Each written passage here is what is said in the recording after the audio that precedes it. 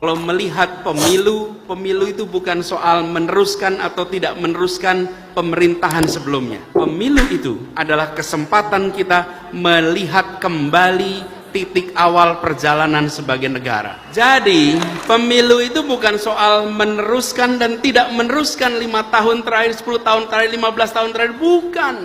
Pemilu itu menengok kembali Republik ini didirikan untuk tujuan apa. Apakah kita masih ke arah sana? Kami menggoyangkan langit. Mobil BMW anyut, mobil BMW anyut. Ini persis di Menggempakan film-film darat. layar lebar. Sumur resapan untuk meresap ban truk, ban bajai, ban mobil. Menggelorakan samudra. Ini baru mantap, bisa buat berenang gratis lagi airnya. Antri di luar. Itu emang parkir air.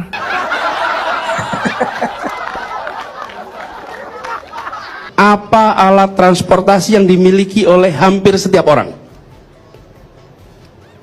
Mayoritas akan menjawab sepeda motor. Bukan. Alat transportasi yang dimiliki semua orang adalah kaki.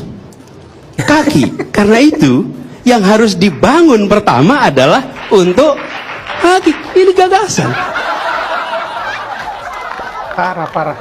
Kalau kita hitung, apalagi ini contoh, ketika sampai pada mobil listrik, emisi karbon mobil listrik per kapita per kilometer sesungguhnya lebih tinggi daripada emisi karbon bis berbahan bakar minyak. Emisi per kilometer per kapita untuk mobil listrik dibandingkan dengan bis. Anies diklaim sebagai pendiri BEM di Indonesia. Netizen gak sekalian jadi tokoh memerangi Belanda. Fadlizon tampol keras. Karena itu saya sampaikan pengalaman terbesar, pengalaman paling bermanfaat itu di Gajah Mada ketika terlibat dalam organisasi dan belajar pada saat itu menghadapi rezim Orde Baru yang tidak bersahabat pada gerakan mahasiswa.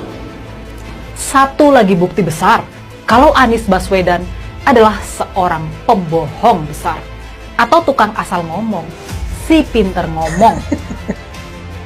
Dilansir dari laman akurat.co, kelompok relawan Anies Baswedan mengklaim bahwa tokoh capres yang didukung Nasdem, PKS, dan Demokrat itu sebagai sosok sentral yang membidani lahirnya Badan Eksekutif Mahasiswa atau BEM di Indonesia saat menjadi mahasiswa di Universitas Gadjah Mada. Dalam akun Twitter @relawan_Anies, akun itu mengklaim pendapat dari Anies sendiri. Kala itu, Anies adalah menjadi ketua senat mahasiswa UGM. Dari organisasi inilah kemudian BEM terbentuk. Anies mengklaim bahwa ia mendirikan Badan Eksekutif Senat Mahasiswa (BESM) yang pada masa Orde Baru belum ada satu universitas manapun yang mendirikan organisasi serupa. Anies berkata, BESM tahun berikutnya jadi BEM, itu di mana-mana ditertawakan. UGM ada BEM segala, sekarang semua kampus ada BEM. Kita ingat memulai BESM itu diejek, kampus lain jadi tertular, semua kampus ada BEM-nya, kata Anies. Netizen pun mengomentari klaim dari Anies tersebut. Seperti netizen dengan akun XRP Delupo, kenapa harus BEM gak sekalian perundingan Linggarjati juga? Dari @Bumiboy, ngawur, zaman almarhum Khoiri Umar. Dari @Sid Salesman, bukannya Anies itu yang mengajak Mas Anies, saya harus tanya, apakah Anda menolak ini karena tawarannya cawapres? Tapi kalau tawaran capres mungkin saja akan berbeda? Tidak pernah ada tawaran capres. Tidak pernah ada tawaran capres dari Pak Prabowo? Ya. Tapi dari pihak-pihak lain, ada beberapa tawaran capres ke Anda, Mas Anies. Betul. Dan pada semua saya katakan, saya tidak ingin menjadi bagian dari orang-orang yang mengkhianati Pak Prabowo. Saya sampaikan pada saya. Kenyataannya apa sekarang ya? Menjadi pengkhianat ya? Begitu Pilpres selesai, saya bertemu dengan Pak Prabowo. Dan saya sampaikan kepada Pak Prabowo, saya sampaikan pertama, mission accomplished.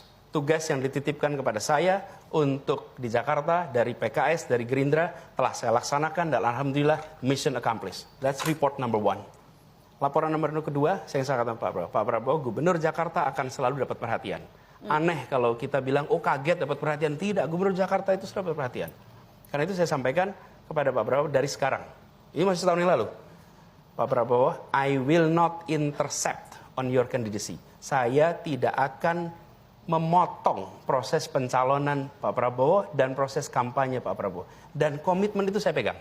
Siapapun yang bertemu dengan saya, mendiskusikan soal ini, selalu saya katakan bahwa saya memiliki komitmen dengan Pak Prabowo. Tidak ada yang tahu kecuali saya dan Pak Prabowo. Nggak ada yang tahu. Apa benar demikian, Jadi ya? Mas Anies, Anda mengiyakan bahwa memang tawaran-tawaran maju itu berdatangan. Berdatangan, tapi saya selalu katakan pada semua, meskipun tidak ada saksi dalam pertemuan itu, tapi kata-kata saya diingat oleh Pak Prabowo dan diketahui tentu oleh banyak orang, tapi saya sampaikan kepada semua, saya pegang itu. Jadi, ketika ada yang datang mendiskusikan, saya sampaikan, selama ini ada Pak Prabowo, saya tidak mau memikirkan, not even thinking. Saya boleh tanya Mas, yang datang mendiskusikan, mengajak Anda untuk menjadi calon presiden juga itu? Jangan, kalau nanti saya diskusikan, nanti nggak ada yang diskusi lagi sama saya nanti. Kalau begitu saya tanya saja, Anda menjawab ya atau tidak. PKB? Pokoknya kan tinggal tersisa partai yang ada, bukan? PKS? Semuanya, dia tinggal itu aja Semua kan? partai? PAN? Karena saya ingat minggu lalu ketika Mata Najwa membahas kejutan 2019, wacana soal poros ketiga itu sangat kuat mengemuka sampai detik-detik terakhir. Dan saya ingin konfirmasi juga, bukan hanya partai tapi juga ormas kan? Karena saya tahu Anda pernah bertemu dengan PBNU. Dari mana? Ada informasi saya, Mas. Saya ingin apakah Anda mau mengklarifikasi itu bahwa PBNU sempat datang bertemu kepada Anies Baswedan? Saya bertemu dengan banyak pihak. Karena kecewa mendengar Pak Mahfud yang akan dijadikan wapres, karenanya ingin mengusung Anda sebagai capres. Gini, siapapun yang bertemu saya, siapapun yang bertemu, jawabannya sama. Dan itu boleh dikonfirmasi pada siapapun yang ketemu. Saya sampaikan, saya memiliki komitmen dan saya tidak ingin dicatat sebagai pengkhianat. Apalagi, saya ini kali ini dicatat menjadi sebagai gubernur pengkhianat Jakarta ini. itu dipromosikan, promotornya itu Pak Prabowo, Gerindra dan PKS. Dan saya ini bukan dari kubu Pak Prabowo dan PKS. Saya ini juru bicaranya Pak Jokowi. Saya adalah menteri di sana. Saya kemudian di reshuffle, 2 bulan kemudian dicalonkan yang berseberangan. Jadi saya tidak pernah mau meninggalkan. Kalau kita sudah bersama, saya tidak akan tinggalkan. Dan inilah prinsip yang saya pegang. Tidak Jadi, tepat Mas Anies, janji ketika benar itu ini, syaratnya, tidak komitmen. Kalau Pak Prabowo masih jadi calon presiden, Anies Baswedan tidak akan maju. Tapi kalau Pak Prabowo tidak nyapres, mungkin saja lain. Dan saya tahu persis bahwa Pak Prabowo memang akan menjadi calon presiden. Jadi saya sampaikan pada semua bahwa calon adalah Pak Prabowo. Karena itu, jangan memikirkan tentang nama-nama lain. Dan jangan harap saya menyatakan bersedia, apalagi menjadi poros ketiga, tidak mungkin. Selama masih ada Pak Prabowo ketika itu. Dan itu komitmen saya dengan Pak Prabowo. Kenapa? Ayam kalau berkokok, matanya ditutup.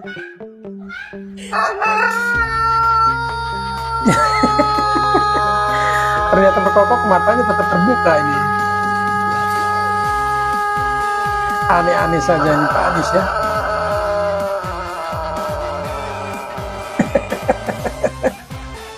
Kalau Desember besok selesai dan Desember besok mulai dipakai, bahkan akan ada pertandingan mengundang dari Juventus, Real Madrid, dan Barcelona. Itu U20 mereka akan datang semua ke sini. Ya, soft launchingnya pertengahan Desember besok. Dan kapan itu diundangnya? Pertengahan bulan depan, sebulan lagi. Ya, padahal nanti saya undang. Saya datang ke banyak tempat tanpa kamera, tanpa media, tanpa ditemani siapa-siapa. Seringkali saya hanya datang sendirian, dan masuk satu tempat, masuk ke sebuah warung, tahu-tahu yang punya warung ngeliatin aja. Ini seperti kenal tapi siapa gitu. Saya temui mereka bukan untuk selfie dan diposting di pagi hari. Bohong, kamu tuh kan bohong. Ini parah nih. Kamu tuh kan bohong. Siapa yang di syuting, yang di foto, para bohong. Ini parah. bisa terkamera betul ya. Bohong. Namanya juga dipegang ya. Bohong. Kamu tuh kan bohong. Ini parah. Tidak percaya. Tenang. Kameranya untuk apa Pak? Kamu tuh kan Perasaan mobil. bohong. Lama juga ya. Ada mobil, ngetek, di foto, di video. Tenang. Banyak ada